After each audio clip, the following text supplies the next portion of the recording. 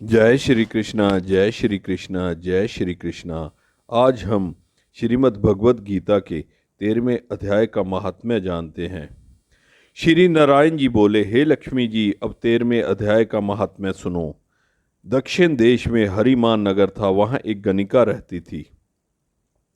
वह मांस मदिरा खाती और व्यभिचार करती थी। एक दिन एक पुरुष को उसने वचन दिया कि अमुक स्थान पर तेरे पास आऊंगी, तुम वहाँ चलो।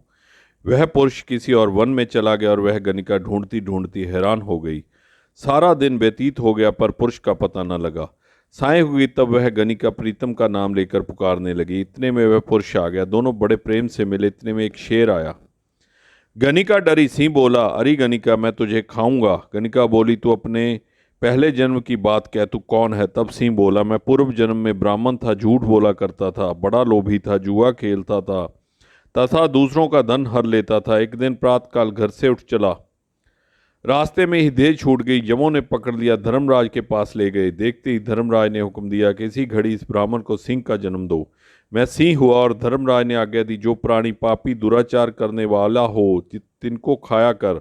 जो साधु वैष्णव हरि भक्त हो उनके पास न जाना।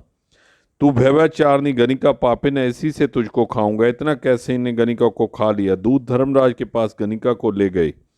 धर्मराज ने आज्ञा दी कि इसको चांडालिनी का जन्म दो। श्री नारायण जी कहते हैं कि हे लक्ष्मी, उसने गणिका की देह त्याग चांडालिनी की देह पाई। कुछ काल बाद वह एक दिन नर्मदा नदी के तट पर जाती थी।